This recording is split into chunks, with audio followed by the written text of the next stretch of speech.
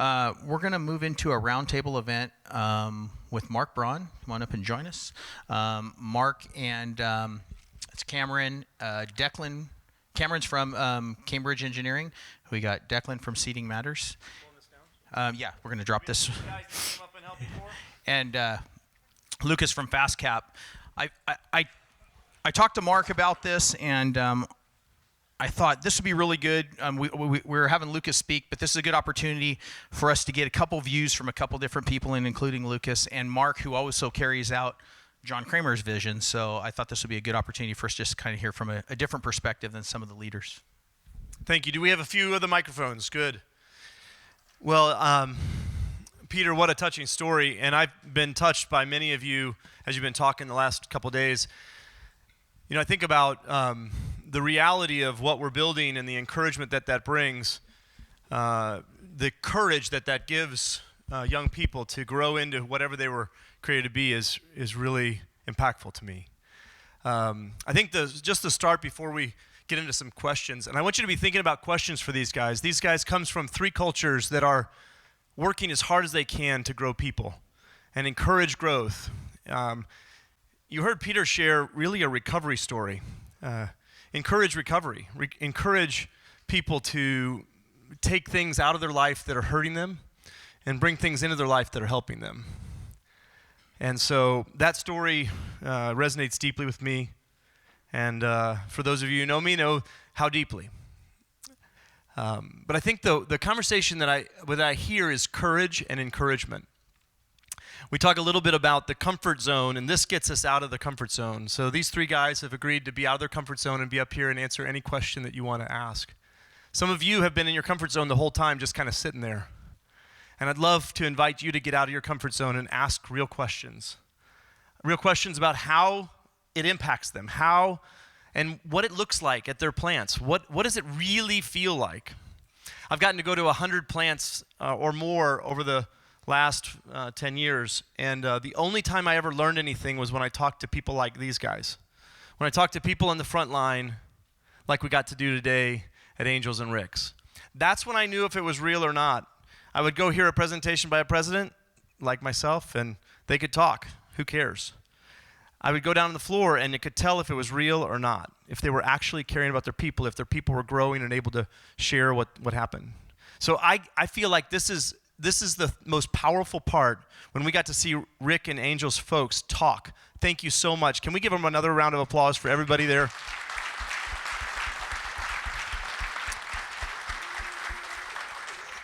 So what happens to us is we've got this little comfort zone, and we got to get out of it. So I really want you, as leading leaders, to get out of your comfort zone and ask some real questions. We're going to warm them up a little bit by just asking them to share what lean means to them each.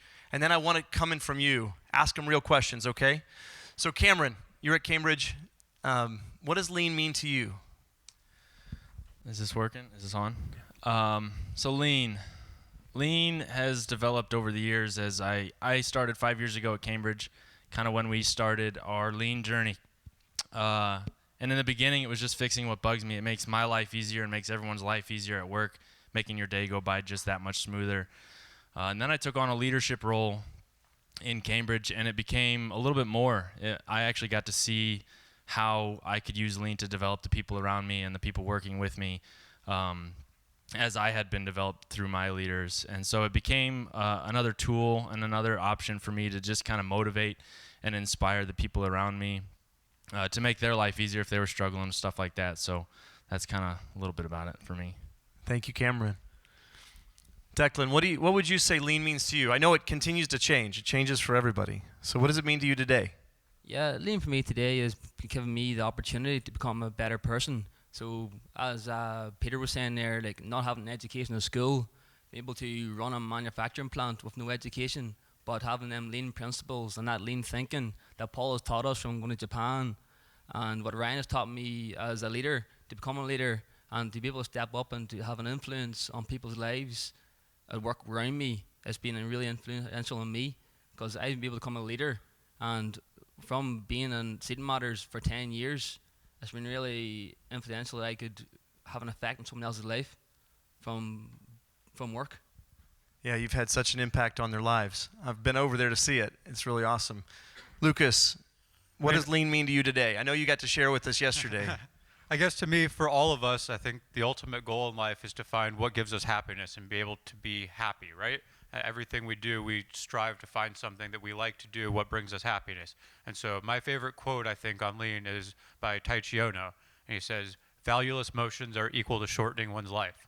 And so if you're trying to get things done, the things you don't want to do, so you can go try to find happiness and try to strive to do things you want to do, and the things you don't want to do are taking you twice as long as they should or more, you're wasting your life away. So lean is achieving that. Lean is helping you create a path to happiness for yourself and others. Yeah. I love it. I love it. Well, I get to ask that question to people around the world, and it's different for everybody. It's changed for me a lot. It changes every time I hear it, and so it's great to hear today what it means to you.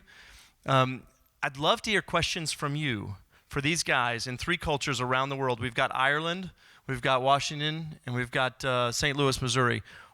What questions do you have about the cultures that they live in, the leaders that they work for?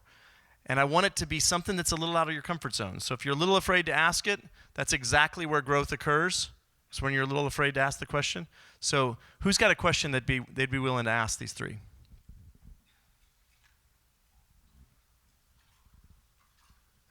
You need a... Aha. Thank you.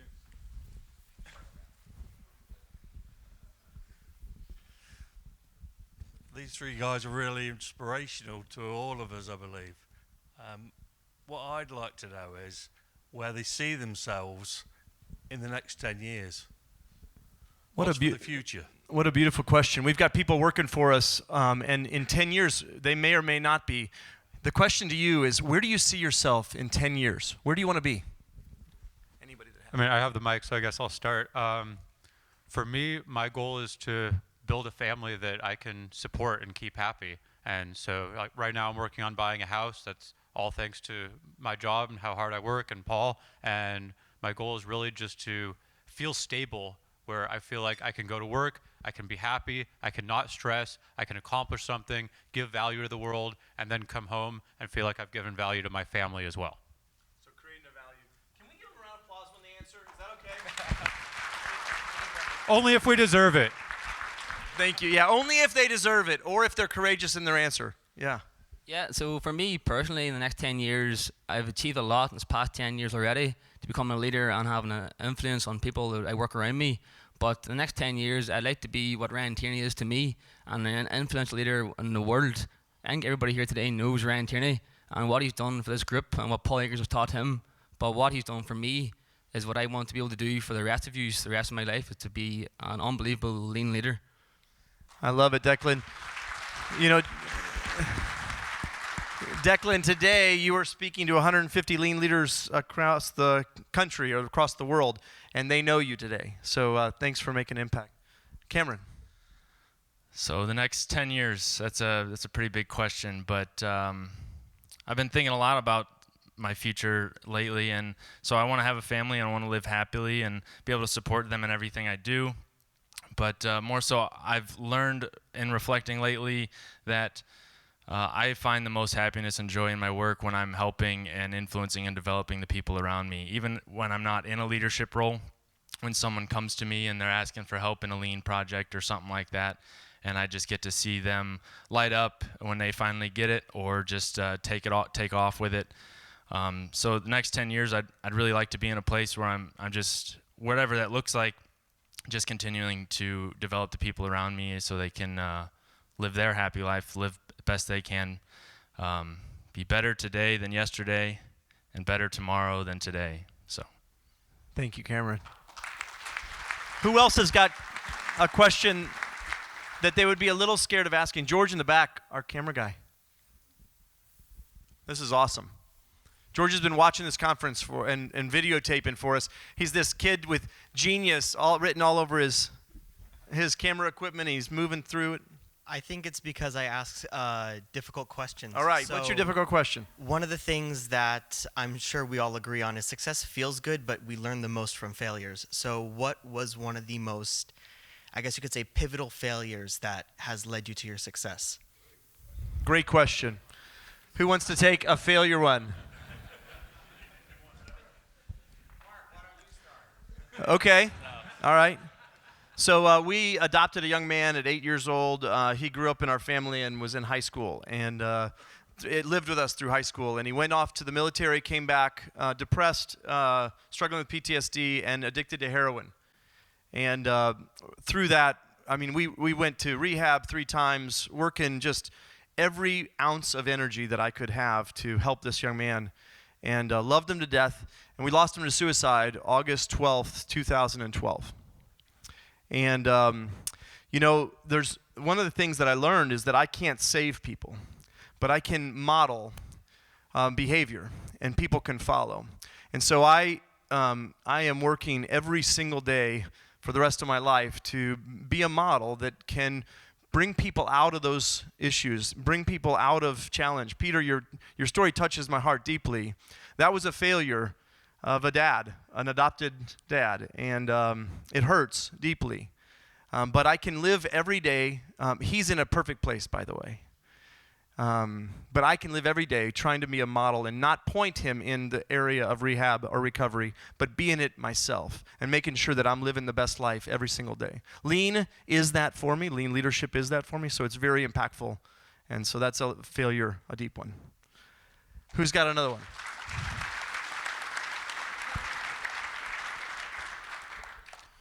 All right, so for me, I went to high school like everybody. I did pretty good in high school. I graduated, and in America, what we do is we push you. If you want to be successful in life, you graduate high school and you go off to college. And so I did that. I went off to college. But I think that's a mistake for a lot of people, because you go off to college right after high school, you have no experience in life, and you don't know what you want to do.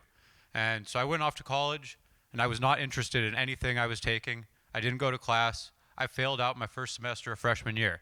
And so I left college. I worked changing tires. I did construction, all sorts of horrible, dirty jobs, until I figured out that this isn't the life path, but now I understand that I can figure out what I want to do. And now I know I want to go to college. I want to become an engineer. I want to do something.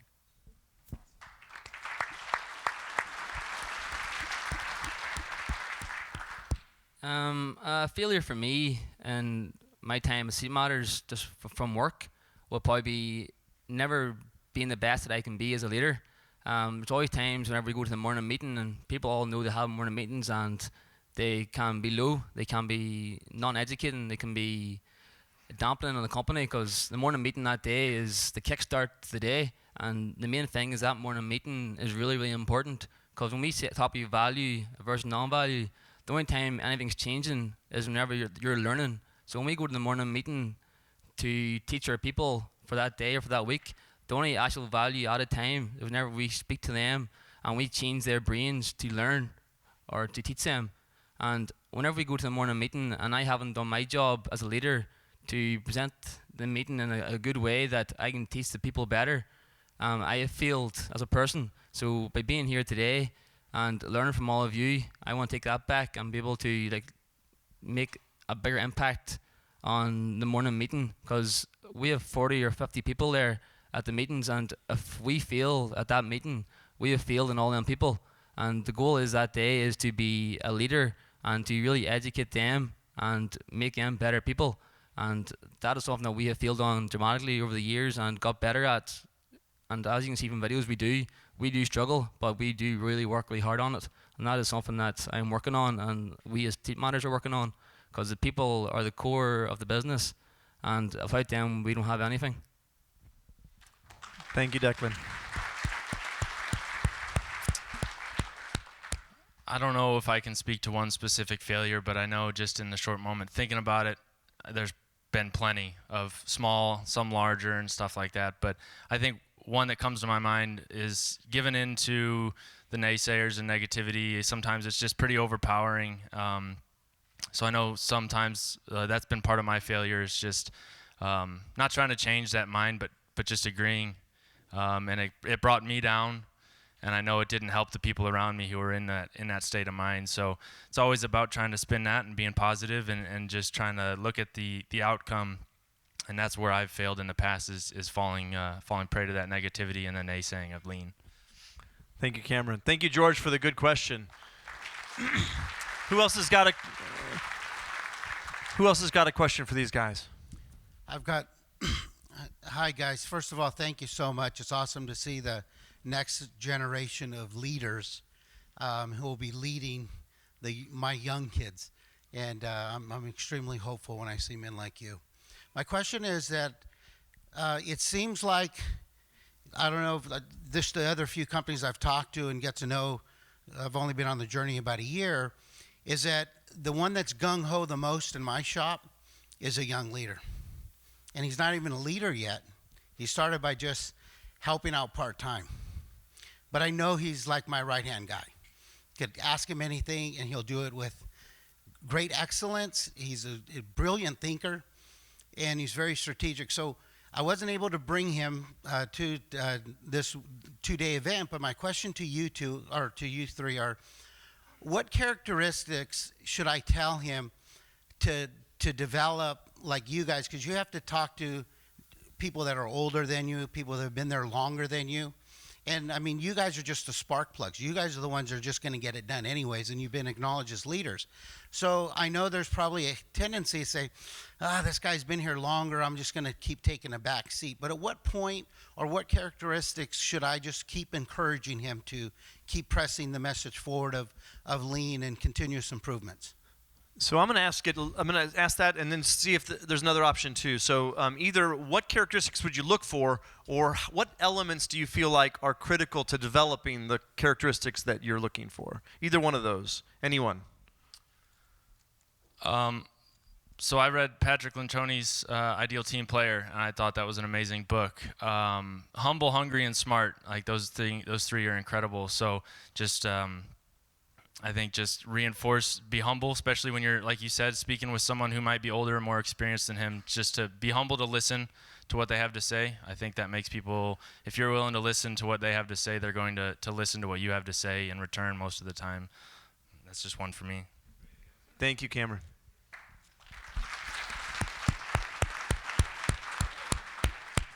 Just there before the summer, we had a young guy called Kyle. He was just 16 years of age, coming from school. And he came up looking a job. He came up twice looking jobs, and Ryan said, yes, come ahead and you can have a job on Saturday. And I come up on the Saturday, and he had so much motivation and so much willpower to want to work that sometimes you can tell from someone when they come that they really want to be here.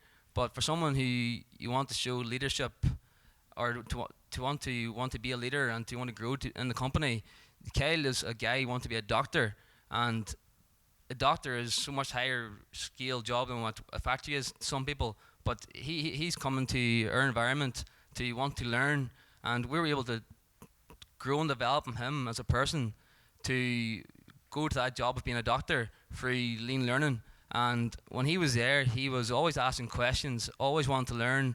He was always being really humble, and he was coming, like we're in a factory environment, but he was looking to be there to learn from us, to go and develop himself to be a doctor. And whenever he's learning from us, and we're actually learning from him, because he wants to be such a big and important job in the world of being, I think it was a surgeon he wanted to be. And whenever I'm talking to him, and I'm trying to be an influence on him when he's there, whenever he asks a question, you always want to try and have the right answer for him. So it's really down to the person as well who wants to be a leader, has to show. Because Paul always talks about you want better followers, not better leaders. So the young guy has to want to be there as well and want to grow himself. If that's... Yeah, so curiosity, a sense of learning, like a never-ending curiosity. Anything to add, Lucas? All right, well, Cameron stole my most important one, which is humility. I think humility is definitely the most important thing you want in a leader. Nobody respects or wants to work for or with somebody who's not humble, not willing to say I'm wrong, and not willing to learn from other people. It's important, even as an owner of a company, to take the opinions of everyone and learn from them and say, yeah, you're right, I was wrong. But more than that, I think to develop a leader, the most important thing is something Paul's done for me, and the thing I've hated most but benefited from the most, and that's push them to step out of their comfort zone in whatever way that might be, in every possible way. People want to stay in their comfort zone, especially at work. People want to do a good job. They want to shine, so they want to keep doing the things that they're good at so that they look good. But when you force them to fail, and you force them to do things they're uncomfortable with, whether it be go do this project that's completely outside of the realm of anything you've ever learned and learn something new and teach yourself to learn, or whether it's go have the hard conversation with that person who's 20 years older than you and been here 5 years longer than you. I think you have to push them out of that comfort zone. That's awesome. Thank you very much. Everybody, Paul, share something.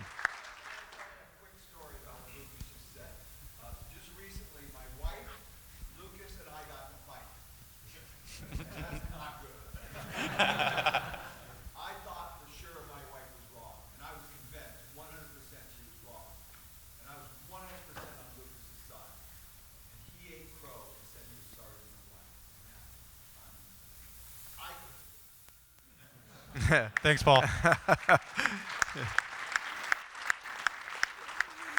So you used a couple words. I mean, I want to talk about the comfort zone and how your leaders help. You used the word force, and I know Paul is pretty strong-willed, and force might be the right word. I mean, you're paying the people, right? You tell them to do it, you're forcing them. Tell me, I want 3 different perspectives. How do your leaders get you to be outside of your comfort zone? How does it work? And how do you get others? I mean, for me, it's given me examples of times when I have not wanted to step out and the results of that. For example, I know all of us have people problems, right? And no one likes confrontation. So we always want to say, that's not so bad, I don't have to talk to him now. That's not so bad, I don't have to talk to him now. And then all of a sudden it comes time when really they need to be let go. And you didn't want to talk to him then. You didn't want to talk to him then. Now you have no choice. So Paul, how does that conversation go when he's talking with you? How does he get you to step out of your comfort zone? And you could use that example or another, but making me reflect, looking back and saying, like, was I right when I told you to do it that time? Was I right when I told you to do it that time? And you said no, and you said no. Yeah, you were right. I'll do what you're saying. Awesome. Thank you, Lucas. How at Seating Matters do you get people, or how does Ryan and Martin help you get out of your comfort zone? Good question, Marc.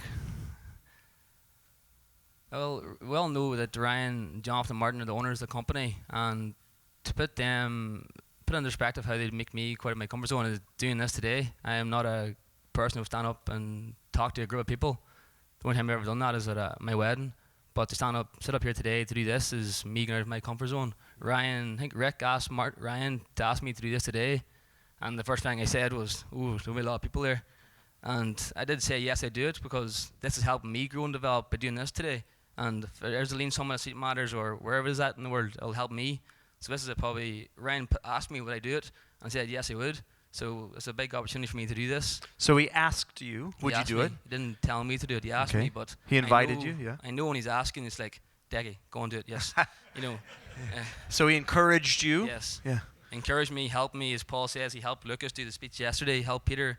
Like Ryan's there to help. If I say yes, I'm saying yes first, but then Ryan's going to help me get there. So always say yes. And wow. Well, so he not only encouraged you to do it, but he said, "I'm going to help you." Yes. Through it. Yep. And then allowed you to walk. And what if you failed completely here? Like, what if you just couldn't say anything or talked poorly? What would he do? You say I'd done a good job, and then we would reflect and say what we could improve on, the same as we do with everybody at work. Because no one's perfect. We totally strive for perfection every day, so do we. But if I do a bad job, you either win or you learn. So worst case, I'll learn today, and I know how to speak better next time. Awesome. Thank you very much. Cameron, how do people at Cambridge get you out of your comfort zone?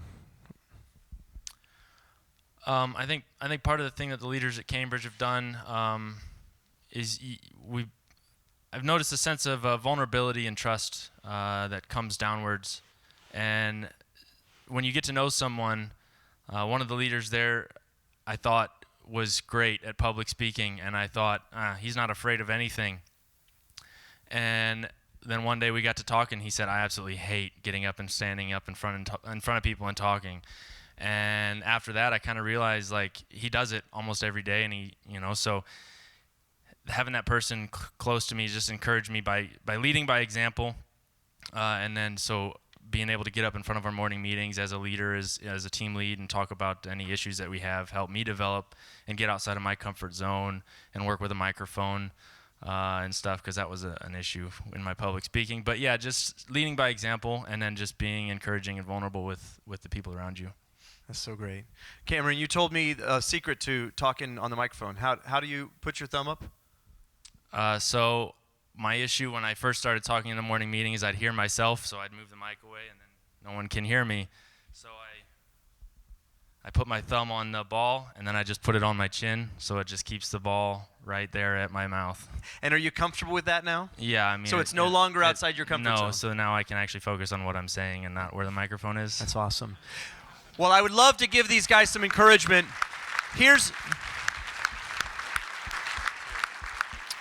I had a coach one time who said, "I am not afraid of where you're going. You can do this." He said, like Paul, he said, "I believe you might be great." He said, "I've been where you're going, and I'll walk alongside you. You can hold my shoulder right here. I won't do the work for you. But if you fall or stumble, I'll pick you back up. And I promise you, I will never leave your side." And so I believe that's what we're doing as leaders. We are encouraging each other to go outside of our comfort zone, take steps into it, force whatever words you want to use. Encourage is the word I use, because I believe you're breathing courage into other people. You are doing that with your leadership in every interaction. You're encouraging me today, and I just thank you all for sharing your hearts with these folks. It will make an impact. Thank you.